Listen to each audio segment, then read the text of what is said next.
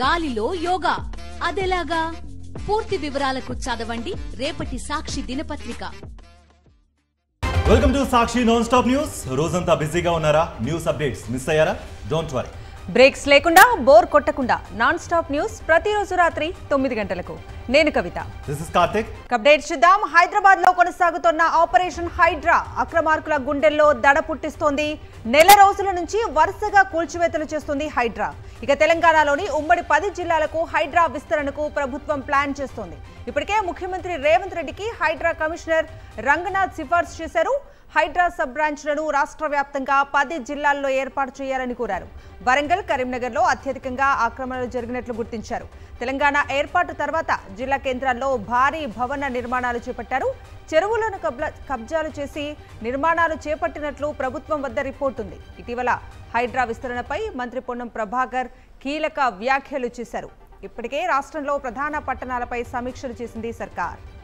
అతి త్వరలోనే హైడ్రా విస్తరణపై అధికారిక ప్రకటన చేయనుంది రాష్ట్ర ప్రభుత్వం. లేక్ సిటీగా ఉన్న హైదరాబాద్లో చెరువుల పరిరక్షణకు ప్రభుత్వం తీసుకుంటున్న చర్యలకు ప్రజల నుంచి పెద్ద ఎత్తున మద్దతు లభిస్తోందన్నారు మంత్రి పొన్నం ప్రభాకర్. హైడ్రా కూల్చివేతలు రాజకీయ కక్షతోనే చేపడుతున్నవని మంత్రి పొన్నం ప్రభాకర్ వ్యాఖ్యలు చేశారు.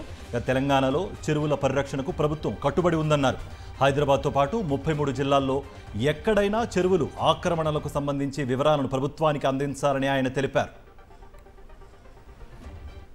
హైదరాబాద్ మంచి చెరువుల నగరంగా ఉన్నటువంటి చెరువుల యొక్క లేక్ సిటీగా ఉన్నటువంటి హైదరాబాద్ నగరాన్ని పరిరక్షించుకోవడానికి చెరువుల పరిరక్షకులందరూ కూడా ఇంకెక్కడెక్కడైతే ఆక్రమణలు గురైనాయో వాటి ఆధారాలు, వాటి ఆనవాళ్లు, వాటి చరిత్రకు సంబంధించిన అంతా కూడా తీసుకొచ్చి సంబంధిత అధికారులకు ఇవ్వాలని కోరుతారు. గతంలో ఉన్నటువంటి చెరువులకు ప్రభుత్వ లెక్కలకు రికార్డులకు అనుగుణంగానే కార్యక్రమాలు జరుగుతున్నాయి.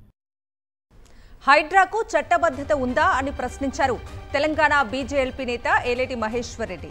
కొంతమంది టార్గెట్ గానే హైడ్రా పనిచేస్తోందన్నారు. దమ్ముంటే పాత బస్తీలోని అక్రమ నిర్మాణాలను తొలగించాలని డిమాండ్ చేశారు. అంతేకాదు సల్కం చెరువులో ఉన్న ఓవైసీ భవనాలను కూల్చే దమ్ముందా అని ప్రశ్నించారు మహేశ్వర్ రెడ్డి. హామీలు అమలు చేతగాక హైడ్రాను తెరపైకి తెచ్చారని మండిపడ్డారు. పాత బస్తీలో ఎప్పటిలోగా ఓవైసీకి సంబంధించినటువంటి ఆస్తుల్ని గుంజుకొని వాపస్ తీసుకొని అక్కడ జరిగిన అక్రమ నిర్మాణాలను కూలగొట్టి మరి ప్రభుత్వ పరంగా ఉన్నటువంటి చెరువుల్ని రిస్టోరేషన్ ఎప్పటిలోగా చేస్తారో అనుమతించినటువంటి అధికారుల మీద మీరు ఏ రకమైన చర్యలు తీసుకుంటారు? అనుమతించినటువంటి అధికారుల మీద చట్టపరమైనటువంటి కేసులు ఏమైనా పెడతారా?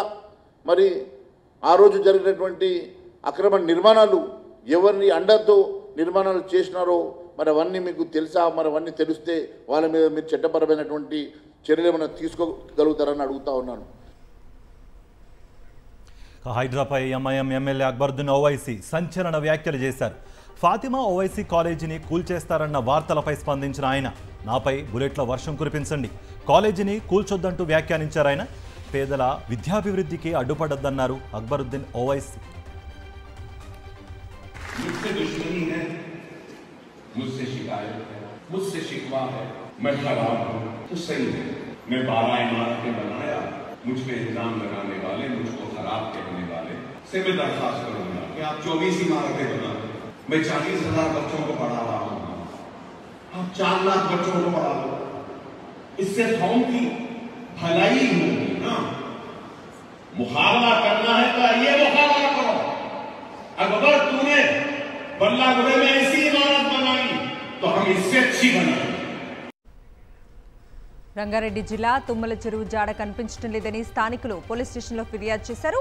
ఇన్నాళ్లుగా రెవెన్యూ, ఇరిగేషన్ అధికారుల చుట్టూ తిరిగినా ఏమాత్రం ఫలితం లేకుండా పోయిందని గ్రామస్తులు ఆరోపిస్తున్నారు. పోలీసులైనా చెరువు ఆచూకీ వెతికి పెట్టాలంటూ పహాడీ షరీఫ్ పోలీసులకు గ్రామస్తులు ఫిర్యాదు చేశారు.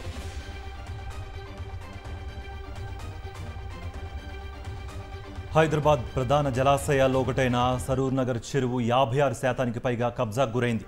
16వ శతాబ్దంలో నిజాం పాలనలో సాగునీటి అవసరాల కోసం ఈ చెరువు నిర్మించారు. ఎఫ్టీఎల్లో కాలనీల నిర్మాణం జరగడంతో చెరువు 40 ఎకరాలకు కుచించుకుపోయింది.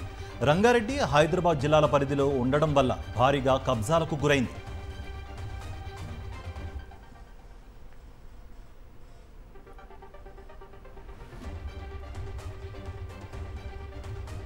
రాజీవ్ గాంధీ సివిల్స్ అభయహస్తం పథకం కింద లబ్ధిదారులకు చెక్కులు పంపిణీ చేశారు సీఎం రేవంత్ రెడ్డి.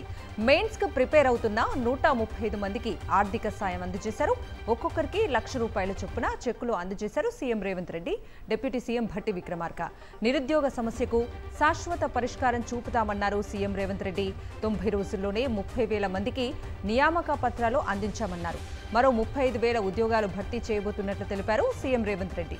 పేద విద్యార్థులకు నాణ్యమైన విద్యను అందించేందుకు ప్రతి నియోజకవర్గంలో ఇంటిగ్రేటెడ్ రెసిడెన్షియల్ స్కూల్ను ఏర్పాటు చేస్తామన్నారు సీఎం రేవంత్. కూడా మళ్ళీ ఇంటర్వ్యూలో ఉన్నప్పుడు కూడా ఖచ్చితంగా మీకు ఆర్థిక సహాయాన్ని అందించి మిమ్మల్ని ప్రోత్సహించడానికి ఈ ప్రభుత్వం ఉంటుంది. ఈ పేదల పిల్లలకు ఒక మంచి నాణ్యమైన విద్యను అందించాలని ఈరోజు ఈ సంవత్సరం ఈ ఫైనాన్షియల్ ఇయర్లోనే 5,000 కోట్ల రూపాయలతోటి ప్రతి నియోజకవర్గంలో 100 అసెంబ్లీలలో 100 యంగ్ ఇండియా ఇంటిగ్రేటెడ్ రెసిడెన్షియల్ స్కూల్స్ని 20 నుంచి 25 ఎకరాలల్లో కట్టాలని ఒక లక్ష్యంతో మన పిల్లలు మేము యంగ్ ఇండియా రెసిడెన్షియల్ స్కూల్లో చదువుకొని వచ్చినాము అని గర్వంగా చెప్పుకునే విధంగా వాళ్ళకు మౌలిక వసతులు ఏర్పాటు చేయడమే కాకుండా వాళ్లకు మంచి విద్యా బోధన చెయ్యాలన్నది మా ప్రభుత్వం యొక్క లక్ష్యము. పసిపిల్లల ప్రాణాలతో కాంగ్రెస్ సర్కార్ చెలగాటం ఆడుతోంది అంటూ ట్వీట్ చేశారు BRS working president KTR.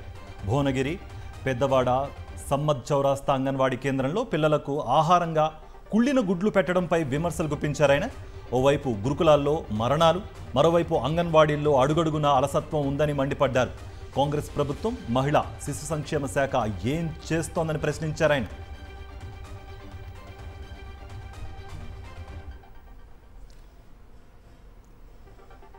KCR Tughlaq అంటే కేటీఆర్ అంతకంటే పెద్ద తుగ్లక్ లాగా తయారయ్యారని కాంగ్రెస్ ఎమ్మెల్యే వివేక్ వెంకటస్వామి అన్నారు. బీఆర్ఎస్ కు కేటీఆర్ ఫెయిల్యూర్ వర్కింగ్ ప్రెసిడెంట్ అని విమర్శించారు.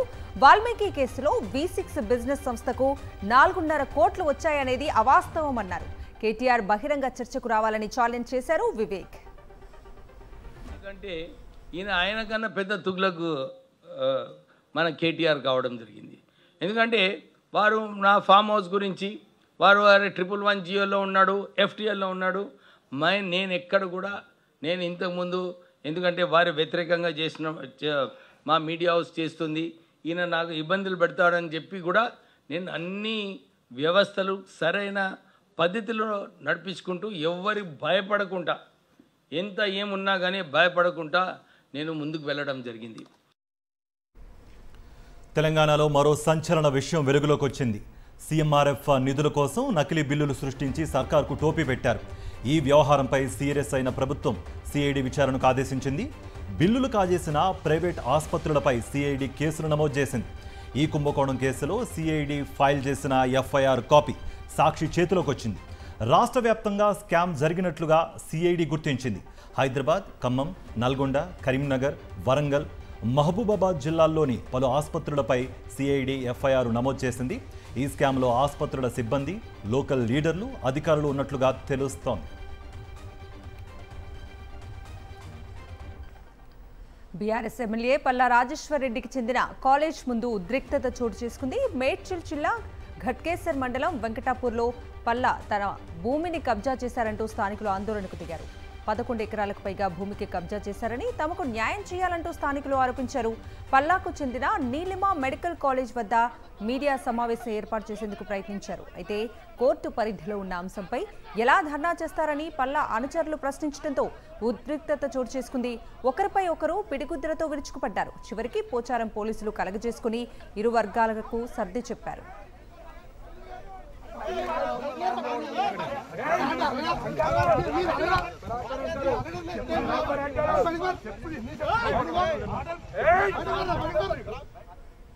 విజయనగరం జిల్లా గజపతి నగరం నియోజకవర్గంలో ఈవీఎం తనిఖీ అనుమానాస్పదంగా మారింది. గజపతి నగరం అసెంబ్లీ సెగ్మెంట్ ఓట్లపై వైఎస్ఆర్సీపీ అభ్యర్థి బొత్స అప్పల నరసయ్య ఈసీకి ఫిర్యాదు చేశారు. దత్తి రాజేరు మండలం పోలింగ్ బూత్ నెంబర్ 20 పెదకాద ఈవీఎం తనిఖీ చేయాలని, వీవీప్యాట్ లెక్కించాలని ఫిర్యాదులో పేర్కొన్నారు. ఈవీఎం బ్యాటరీ స్టేటస్ చెక్ చేయాలని అప్పల నరసయ్య ఫిర్యాదు చేస్తే దానికి సంబంధం లేకుండా అధికారులు వ్యవహరించిన తీరు వివాదాస్పదంగా మారింది. కంప్లైంట్ పై వివరణ ఇవ్వకుండా ఏకంగా 1400 ఓట్లతో మాక్ పోలింగ్ నిర్వహించారు అధికారులు. పెదకాద ఈవీఎంలోని డేటా మొత్తం అధికారులు తొలగించారు. వీవీప్యాట్ బాక్స్లోనూ వీవీప్యాట్లు కనిపించడం లేదు. ఈవీఎంలో డేటా తొలగించి కొత్త గుర్తులను లోడ్ చేశారు. ఈ కొత్త గుర్తులతో మాక్ పోలింగ్ నిర్వహించడంపై వైఎస్ఆర్సీపీ నేతలు అనుమానాలు వ్యక్తం చేస్తున్నారు.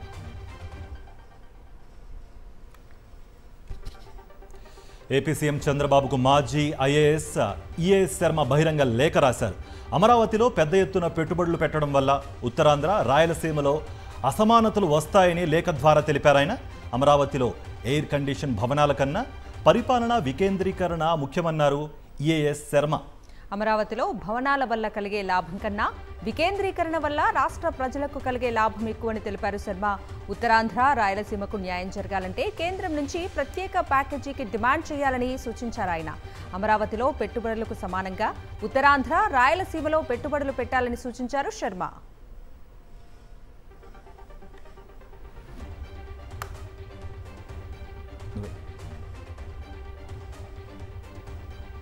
అడుగడుగునా అధికార దుర్వినియోగానికి పాల్పడుతున్నారు కూటమి నేతలు. అధికారిక సమావేశాలను పార్టీ మీటింగులా మార్చేస్తున్నారు. పార్టీ నేతలను అధికారిక సమావేశాల్లో దర్జాగా కూర్చోబెడుతున్నారు.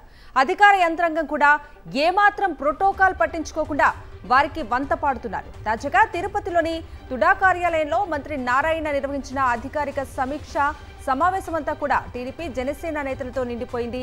అధికారిక సమావేశంలో మాజీ ఎమ్మెల్యే సుగుణమ్మ, జనసేన నేత హరిప్రసాద్తో పాటు టీడీపీ టౌన్ ప్రెసిడెంట్ చిన్నబాబు, ఉట్ల సురేందర్ నాయుడు, సంజయ్, బుల్లెట్ రమణ పాల్గొన్నారు. తుడా అభివృద్ధిపై మంత్రి నారాయణ నిర్వహించిన సమీక్షా సమావేశంలో వారు పాల్గొనడంపై సర్వత్రా విమర్శలు వ్యక్తమవుతున్నాయి.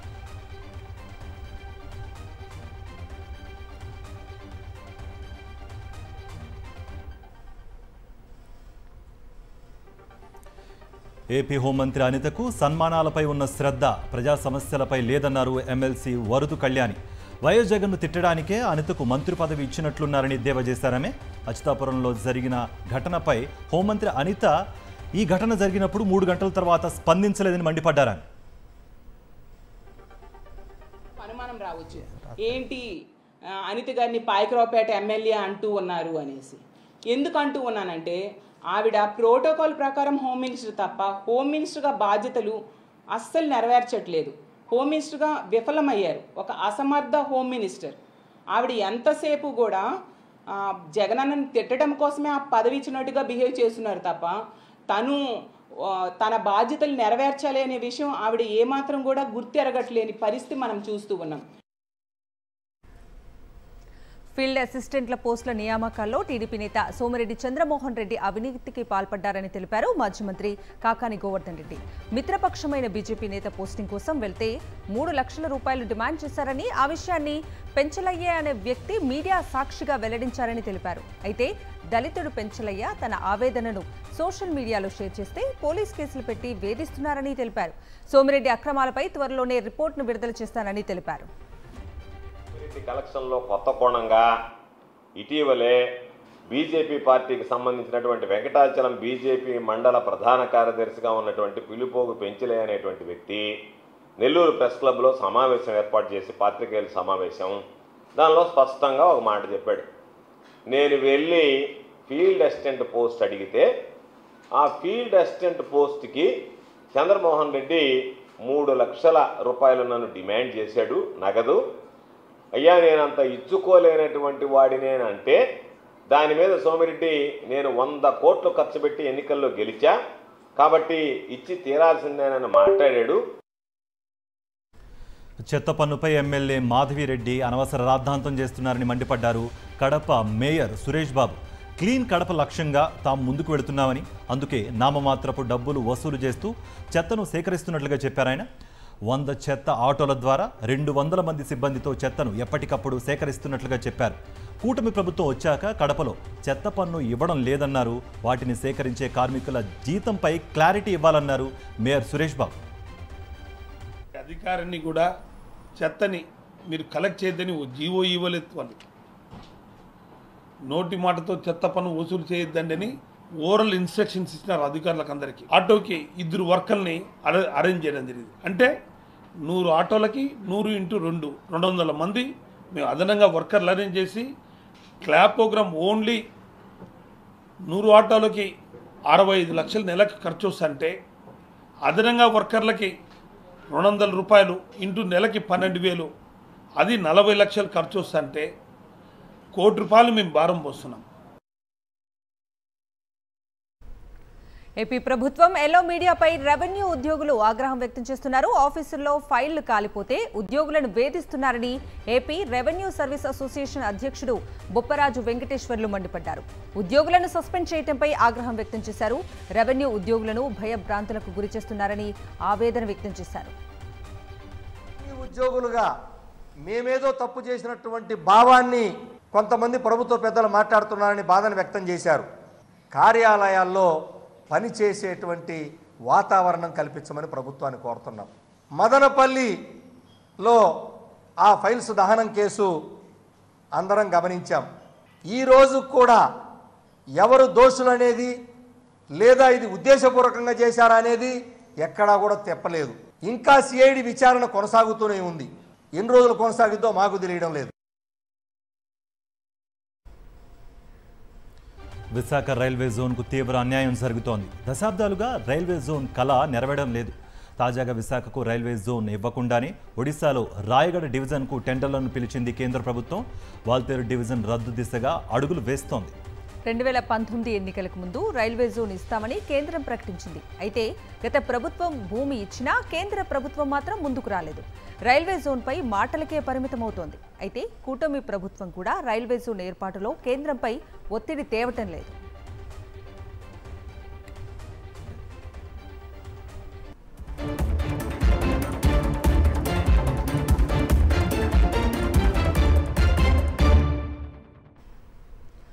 నేషనల్ అప్డేట్స్ చూద్దాం. జమ్మూ కాశ్మీర్ అసెంబ్లీ ఎన్నికలకు సిద్ధమవుతున్న బీజేపీకి ఆదిలోనే హంసపాదు ఎదురైంది. ఎలక్షన్స్ లో పోటీ చేసే అభ్యర్థుల తొలి జాబితా విడుదల చేసి వెంటనే వెనక్కి తీసుకుంది. 44 మందితో ఫస్ట్ లిస్ట్ రిలీజ్ చేసిన బీజేపీ హైకమాండ్ కొద్దిసేపటికే దీనిని విత్డ్రా చేసుకున్నట్లు ప్రకటించింది. ఆ తర్వాత 15 మందితో సవరించిన జాబితాను విడుదల చేసింది. తొలి విడతలో పోటీ చేసే 15 మంది అభ్యర్థుల పేర్లు మాత్రమే ఈ లిస్టులో ఉన్నాయి. కశ్మీరీ పండిట్ వీర్ సరఫ్ను అనంతనాగ్ ఈస్ట్ నుంచి, ఏకైక మహిళా అభ్యర్థి షగున్ పరిహార్ను క్రిస్టవర్ నుంచి బరిలోకి దించింది బీజేపీ అధిష్టానం. కేంద్రపాలిత ప్రాంతం లదాఖ్కు సంబంధించి కేంద్రం కీలక నిర్ణయం తీసుకుంది. అక్కడ కొత్తగా 5 జిల్లాలను ఏర్పాటు చేయాలని నిర్ణయించింది.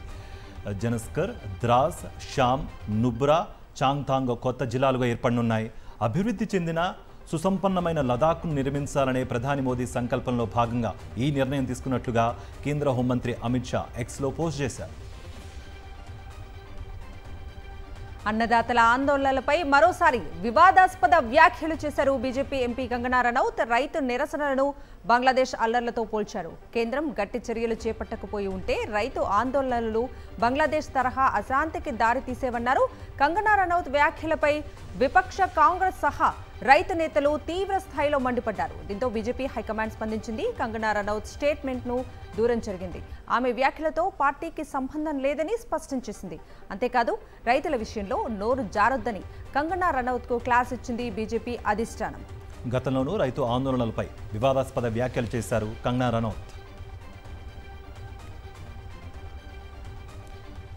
అభిమాని రేణుకాస్వామి హత్య కేసులో అరెస్ట్ అయిన కన్నడ హీరో దర్శన్కు జైల్లో రాచ మర్యాదల వ్యవహారం హాట్ టాపిక్గా మారింది. దీనికి సంబంధించి నిన్న ఓ ఫోటో వైరల్ కాగా తాజాగా 25 సెకండ్ల వీడియో బయటకు వచ్చింది. జైలు నుంచి దర్శన్ వీడియో కాల్ మాట్లాడుతున్న దృశ్యాలు ఇందులో ఉన్నాయి. ప్రస్తుతం బెంగళూరులోని పరప్పన అగ్రహార కేంద్రం కారాగారంలో రిమాండ్ ఖైదీగా ఉన్నారు దర్శన్. జైలు బ్యారక్ నుంచి బయటకు వచ్చి రౌడీ షీటర్స్తో కూర్చుని కాఫీ, సిగరెట్ తాగుతున్న ఫోటో ఆదివారం బయటకు వచ్చింది. తాజాగా వీడియో కాల్ దృశ్యాలు వెలుగులోకి రావడంతో జైల్లో దర్శన్కు వీఐపీ ట్రీట్మెంట్ ఇస్తున్నారనే వార్తలు జోరందుకున్నాయి. మధుర మీనాక్షి ఆలయంలో మరో వివాదం చెలరేగింది. ఆలయ అధికారులపై దేవాదాయ శాఖకు సినీ నటి నమిత ఫిర్యాదు చేశారు. హిందువులకే ఆలయ దర్శనం అంటూ ఆలయ అధికారులు అవమానించారని నమిత ఆరోపించింది. తాను తిరుపతి ఇస్కాన్ టెంపుల్లో పెళ్లి చేసుకున్నానని, తాను హిందువునేనని, తన భర్త కూడా హిందువేనని స్పష్టం చేశారు. ఆలయ అధికారులు హిందూ కుల ధృవీకరణ పత్రం అడిగి అవమానించారని నమిత ఆవేదన వ్యక్తం చేశారు.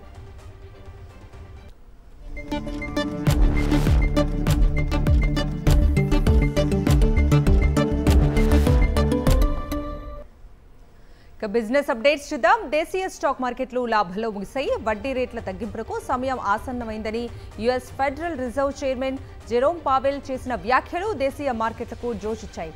4 ఏళ్ల తర్వాత వడ్డీ రేట్ల కోతపై సానుకూల వ్యాఖ్యలు రావడంతో అంతర్జాతీయ మార్కెట్లపై పాజిటివ్ ప్రభావం కనిపించింది. ఇది దేశీయ స్టాక్ మార్కెట్లపై కూడా స్పష్టంగా కనిపించింది. దీంతో సెన్సెక్స్ 612 పాయింట్లు, నిఫ్టీ 187 పాయింట్లు పుంజుకుంది. సెన్సెక్స్ 81,698 పాయింట్ల వద్ద స్థిరపడగా నిఫ్టీ 25,010 పాయింట్ల దగ్గర క్లోజ్ అయింది. దేశవ్యాప్తంగా బంగారం ధరలు రెండో రోజు కూడా స్థిరంగా కొనసాగుతున్నాయి. 2 రోజుల క్రితం పెరిగిన పసిడి ధరలు ఇవాళ నిలకడగానే ఉన్నాయి. దేశంలోని దాదాపు అన్ని ప్రధాన నగరాల్లో బంగారం ధరలో పెద్దగా మార్పులు కనిపించలేదు. హైదరాబాద్, విజయవాడతో పాటు చెన్నై, కోల్కతా, ముంబై, బెంగళూరులో 10 గ్రాముల 24 క్యారెట్ల బంగారం ధర 73,000కు పైగా ఉండగా 10 గ్రాముల 22 క్యారెట్ల బంగారం ధర 66,980గా ఉంది. ఇక వెండి ధర మాత్రం స్వల్పంగా తగ్గింది. హైదరాబాద్, విజయవాడ, విశాఖతో పాటు చెన్నై, కేరళ వంటి నగరాల్లో కిలో వెండి 92,900 రూపాయలుగా ఉంది.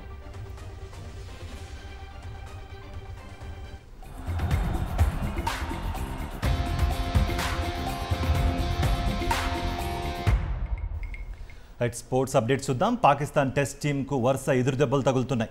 బంగ్లాదేశ్తో జరిగిన తొలి టెస్ట్లో ఓడిన పాక్కు ఐసీసీ షాక్ ఇచ్చింది. ప్రపంచ టెస్ట్ ఛాంపియన్షిప్లో 6 పాయింట్లను కోల్పోయింది పాక్ టీం. నిర్ణీత సమయంలో ఓవర్ల కోట పూర్తి చేయనందుకు పాక్ జట్టుకు 6 పాయింట్ల మేర కోత విధిస్తున్నట్లుగా ఐసీసీ ప్రకటించింది. రావల్పిండి వేదికగా పాక్ బంగ్లాదేశ్ మధ్య జరిగిన టెస్ట్ మ్యాచ్లో నిర్ణీత సమయంలో పాకిస్తాన్ టీం 6 ఓవర్లు తక్కువ వేసినట్లుగా తేలిపింది. దీంతో ఆ జట్టుకు 6 పాయింట్లు కట్ చేయడంతో పాటు మ్యాచ్ ఫీజులో 30% జరిమానా విధించింది ఐసీసీ.